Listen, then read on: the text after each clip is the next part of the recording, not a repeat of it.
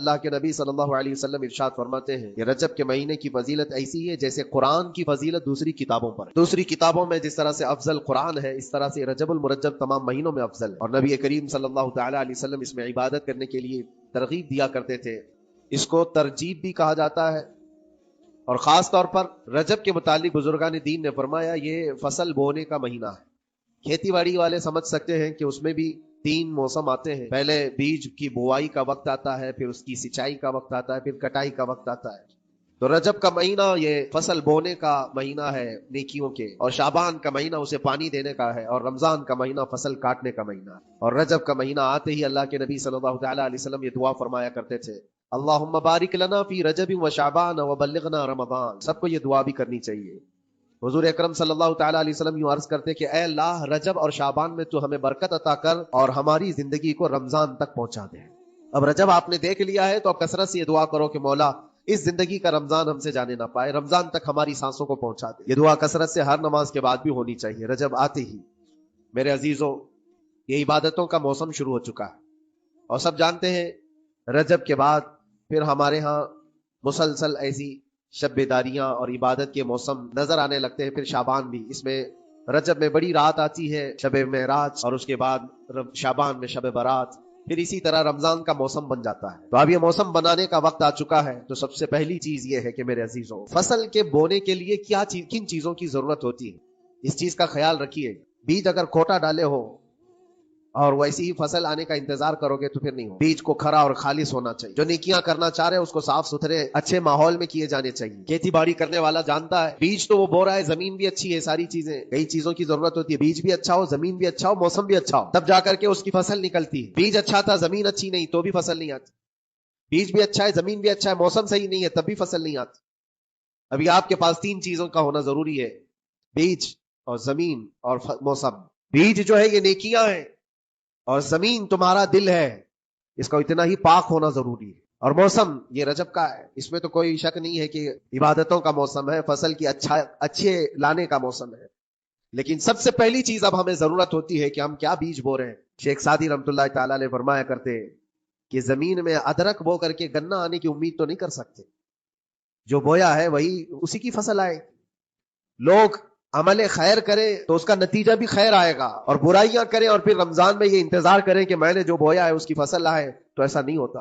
بہت سارے لوگوں کا وہ شک بھی میں دور کرنا چاہتا ہوں کہ رمضان المبارکہ میں فضیلتوں کو آپ سنتے آئے ہیں، رمضان ایسا مہینہ ویسا مہینہ، اتنی برکتوں والا، اتنی رحمتوں والا، لیکن بہت سارے لوگوں کے حالات چونکہ تو ہی رہتے رمضان میں ویسے ہی ہیں، وہ لوگ کچھ بھی نہیں بدلے۔ تو اس میں رمضان کا قصور ہے کہ اس مہمان کا قصور ہے، اس انسان کا قصور ہے؟ وجہ یہ ہے کہ رمضان المبارکہ یقیناً اتنی برکتوں اور رحمتوں اور سعادتوں لے کر کے تو آتا ہے، لیکن تمہیں 2 مہینے پہلے سے کہا گیا تھا کہ فصل کے لیے تیاری کرو، تم نے بیج نہ بوئے، آپ نے زمین کو صحیح کیا ہی نہیں۔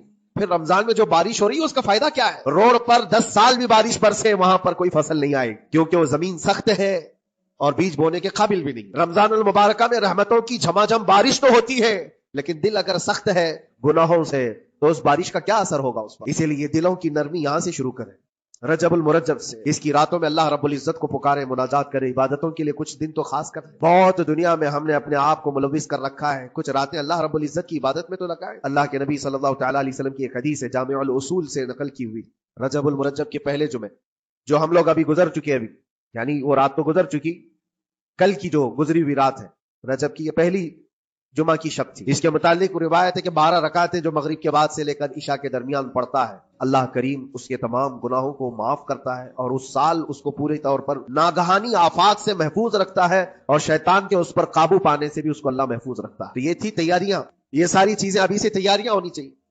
رجب کے 3 دن آتے ہیں جس کے متعلق فرمایا گیا ہے ایام بیز میں بھی 13، 14، 15 یا 14، 15، 16 یہ جو تاریخیں آتی ہیں اس میں روزے رکھو۔ اس کی بھی بڑی فضیلت ہے کہ تم تیاریاں ابھی سے شروع کرو کہ رمضان المبارکہ میں اچھی فصل دیکھ سکے، ہمارے جسم کے اندر بدلاؤ آ سکے، ہمارے دل کے اندر انقلاب آ سکے۔ اور تیاری یہاں سے نہ کر کے صرف رمضان میں ہی امید لگائے بیٹھتا ہے تو میرے عزیزوں کچھ تو صفائی کی ضرورت ہوتی ہے۔ آپ نے اگر زمین خریدی کھیتی باڑی کی غرض سے اور گئے، وہاں جاتے ہی آپ نے سوچا کہ اس میں فصل آ جانی چاہیے، تو کسانوں سے پوچھو تو بتائیں گے آپ کو نہیں، زمین کو پہلے صاف کرنا پڑتا ہے، کچرے ہوں گے اس کے اندر بہت سارے، ہل چلاؤ یا کسی بھی طرح سے اس کو صاف کرو، صاف کرنے کے بعد پھر یہ بھی کسان کہتا ہے کہ زمین کو تھوڑا ڈھیلا کر دو، بڑے بڑے ڈھیلے ہو تو اس کو توڑ دو اور مٹی نرم ہو جائے، اور اس کے بعد پھر کسان کہتا ہے تھوڑا پانی بھی چھڑکاؤ کرو، گیلی ہو جائے، تب جا کر کے تم اس پر بیج بو۔ میرے عزیزو، یہ جب بیج بونے کا موسم ہے تو پہلے زمین کو ڈھیلا تو کر لو، زمین کے اندر جو کچرے ہیں اس کو نکال تو دو، دل کے اندر جو وسوسے بھرے ہوئے ہیں، گناہوں کے خیالات بھرے ہوئے ہیں، اس کو پاک تو کرو۔ اس کو پاک کرنے کے لیے اللہ کریم کی بارگاہ میں آ کر گڑ گڑاؤ، تمہارا ایک آنسو تمہارے تمام گناہوں کو اور اللہ کے غضب کو ٹھنڈا کر دیتا ہے۔ ہاں، ایک آنسو کا قطرہ تمہارے لیے اللہ کریم ہے، موتی سمجھ کے شان کریمی نے چن لیے قطرے جو گرے تھے عرق انفعال کے۔ امام غزالی رحمۃ اللہ تعالی علیہ نے لکھا ہے کہ آج اللہ تبارک و تعالیٰ کی رحمت کو اپنی طرف مائل کرنے کے لیے اگر تم کچھ کر سکتے ہو تو بس یہ ہے کہ دنیا رونے اور گڑ گڑانے سے نہیں مانتی، لیکن مولا کریم بندے کے ایک مرتبہ سجدہ کر کے اسے پکارنے سے فوراً قبول کرتا۔ موسیٰ علیہ الصلوۃ والتسلیم اللہ تعالیٰ سے پوچھتے ہیں، مولا جب تیرے بندے تجھے پکارتے ہیں تو اس میں نیک لوگ بھی ہوتے ہیں اور گنہگار بھی ہوتے ہیں، تو کیا تو سب کی پکار کا جواب دیتا ہے؟ توجہ، اللہ رب العزت فرماتا ہے موسیٰ میرے پکارنے والے بندوں میں نیکوکار بھی ہیں، گنہگار بھی ہیں۔ ہاں، نیک بندہ جب مجھے پکارتا ہے یا ربی، تو میں جواب میں کہتا ہوں لبیک یا عبدی، اے میرے بندے میں حاضر ہوں، بتا تیری کیا حاجت ہے۔ پھر موسیٰ علیہ السلام پوچھتے ہیں کہ مولا یہ تو نیک بندہ جب پکارتا ہے تو کہتا ہے لبیک یا عبدی، اور جب گنہگار پکارتا ہے تب کیا کہتا ہے؟ رب تعالیٰ فرماتا ہے جب میرا گنہگار بندہ مجھے پکارتا ہے یا ربی، تو میں اس کے جواب میں 70 بار لبیک یا عبدی کہتا ہوں۔ ایک بار پکارے 70 بار جواب، ایسا کیوں ہے؟ تو فرماتا ہے میرا رب نیکوکار کو اس کی نیکیوں پر بھروسہ ہے کہ اللہ معاف کرے، اور گنہگار کو صرف میری رحمت پر بھروسہ ہے، اس کے پاس ہے کچھ نہیں، اس کے آس پاس وہ نظر ڈالتا ہے میں نے کوئی ایسی نیکی رکھی نہیں ہے، صرف اللہ رب العزت کی رحمت ہے جو مجھے معاف کر سکتی، وہ مجھ پر یقین کر کے پکارتا ہے، اس لیے اس کے سوال کا میں بار بار جواب دیتا ہوں۔ عزیزان گرامی وقار، اقبال نے سچ ہی کہا تھا، ہم تو مائل بکرم ہے کوئی سائل ہی نہیں۔ یہ رب تبارک و تعالیٰ کی طرف سے کہ اللہ تبارک و تعالیٰ کرم پر کرم کرنے کے لیے موقع عنایت کرتا ہے، یا بندے کو آنے کا موقع ہی نہیں ہے، بندہ آنا نہیں چاہتا ہے۔ اس سے پہلے کہ تمہارے ساری چیزیں بند ہو جائیں، دروازے ختم ہو جائیں، اللہ رب العزت کی بارگاہ میں آؤ اور اسے پکارو، یقیناً یہ تمام چیزیں تمہاری زندگی میں انقلاب لاتی ہیں، بہت بڑی تبدیلی لاتی ہیں۔ عزیزان گرامی، پھر میں یہ عرض کرتا ہوں کہ رجب کے اس مہینے میں دل کو نرم کرنا بہت ضروری۔ دلوں کی سختیاں آج گناہوں کی طرف مائل کرتی ہیں۔ ہمارا دل سخت ہے یا نرم ہے، اس کو پہچاننے کے کئی تھرمامیٹر دیے گئے ہمارے پاس، چیک کرو ہمارا دل کس پوزیشن میں ہے آج۔ امام غزالی فرماتے ہیں 3 علامتیں ایسی ہیں جس سے پتہ چل جاتا ہے انسان کا دل سخت ہے یا نرم ہے، بیمار ہے یا صحت یاب ہے۔ یہ ڈاکٹر لوگ اسکیننگ سے یا سونوگرافی سے نہیں بتا سکتے کہ تمہارے دل کی یہ کیفیت کیسے، اس کو اہل بصیرت سمجھ سکتے۔ فرماتے ہیں کہ اگر مسجد میں زیادہ دیر تک بیٹھ نہیں پاتا تو سمجھ لو اس کا دل بیمار ہے، اس کا دل سخت ہو چکا ہے، اس کو مسجد میں بیٹھنے نہیں دیتا۔ یہی دل ٹیلی ویژن کے سامنے 3 گھنٹے بیٹھے، اس کو کچھ بھی اکتاہٹ نہیں آتی، موبائل پر گیم کھیلتا رہتا ہے، 4 گھنٹے گزر گئے کہ 5 گھنٹے گزر گئے اسے پتہ ہی نہیں۔ آج ایک سروے کے مطابق ہر انسان جو موبائل چلاتا ہے اس میں 18 گھنٹے وہ بزی ہے دن کے۔ کئی جگہوں پر ایسے حالات آئے 18 گھنٹے دن میں ہوتے ہی ہے 24 گھنٹے، جس میں 6 گھنٹے اگر آرام کے نکالے تو باقی پورے 18 گھنٹے کیسے انسان بزی رہ سکتا ہے؟ اس میں کھانا بھی ہے، پینا بھی ہے، حاجتیں بھی ہیں، لیکن سروے کے مطابق یہ بھی بات آئی ہے کہ 18 گھنٹے کنزیوم کرتے ہیں۔ میرے عزیزوں، اس میں کوئی اکتاہٹ اور اس میں کوئی ملال نہیں آتا، بیزارگی نہیں آتی، اور اللہ کے گھر میں یا فرض سے نماز سے ابھی سلام پھیرا کیا کہ بھاگنے کی تمنا ہوتی ہے۔ کئی جگہوں پر تو ایسا ہے، اسی لیے اللہ کے نبی صلی اللہ تعالی علیہ وسلم کی ایک حدیث میں سناتا ہوں، ارشاد فرماتے 2 چیزیں کسی منافق کے اندر جمع نہیں ہو سکتی، 2 چیزیں منافق آدمی کے اندر آ ہی نہیں سکتی۔ وہ کیا چیزیں؟ حضور پاک صلی اللہ تعالی علیہ وسلم فرماتے ہیں اچھے اخلاق منافق کے اندر نہیں آتے، اور اللہ کی اور اس کے رسول کی ہر بات پر یقین، یہ منافق کے اندر نہیں آ سکتا۔ اور منافق کی یہ علامتیں بتاتے بتاتے میرے نبی نے یہ فرمایا، دیکھنا کہ مسجد میں منافق سب سے اخیر میں آئے گا اور سب سے جلدی بھاگے گا، اس کا دل نہیں لگتا، دل سخت ہو چکا ہے، اور بازار میں سب سے پہلے جائے گا اور سب سے لاسٹ میں نکلے گا۔ بازار اس کے دل لگنے کی جگہ ہے، اس کے وہاں پر تفریح کی جگہ ہے۔ اور مومن کی علامت یہ فرمایا کہ مومن مسجد میں جلدی آتا ہے اور دیر سے جاتا ہے، اس کا دل لگا رہتا ہے، اور مومن بازار میں لوگوں کے شروعات میں نہیں، اپنی ضرورت کے مطابق گیا اور نکل آیا۔ اور فرماتے ہیں میرے آقا صلی اللہ علیہ وسلم روئے زمین پر سب سے اچھی جگہوں میں سے کوئی جگہ ہے تو اللہ کا گھر ہے، مسجد ہے، اور سب سے بری جگہوں کے متعلق فرمایا بازار ہے۔ اب یہاں پر دلوں کے متعلق میں عرض کر رہا ہوں کہ کس کا دل کس پوزیشن میں ہے، اسے آج خود آزما لینا چاہیے۔ دوسری علامت امام غزالی فرماتے ہیں قرآن پاک کھولے گا وہ صفحہ 2 صفحہ سے زیادہ پڑھ نہیں پائے، بند کرنے کا دل کرے گا۔ یہ تو چھوڑو اٹھانے کے بعد پڑھنے نہ پڑھنے کی بات ہے، کچھ تو چھونا بھی نہیں چاہتے، اٹھاتے ہی نہیں۔ سال پورا ہو گیا تو قرآن پکڑتے نہیں، تو پھر دل کی کیفیت کیا ہو چکی ہوگی، دل کیسا مریض ہوگا۔ بعض لوگ ہم سے یہ کہتے بھی تھے کہ حضرت پڑھنا تو آتا نہیں، کیا کریں گے قرآن؟ کہا اٹھانا تو آتا ہے۔ میں نے ان سے پوچھا قرآن اٹھانا تو آتا ہے، جب قسم کھانے کی بات ہوتی ہے تو کیسے خود قرآن اٹھا لیتے ہو، سر پہ رکھ لیتے ہو؟ اسی طرح سے قرآن کو ہی اٹھا کر کے سینے سے لگا کر اللہ کی بارگاہ میں دعا کرو کہ مولا میرے دل کے دروازے کھول دے۔ اور قرآن کوئی سخت چیز نہیں ہے، اللہ وعدہ فرما رہا ہے ہم نے قرآن یاد کرنے کے لیے آسان بنایا ہے، کوئی یاد کرنے والا وہ خود قرآن تمہارے دل میں اتر جائے گا۔ کوشش کرو۔ دل کی بیماری کی 2 علامتیں میں نے بتایا، اگر بیمار دل ہے تو زیادہ یہاں بیٹھ نہیں سکتا اور زیادہ دیر قرآن پڑھ نہیں پاتا۔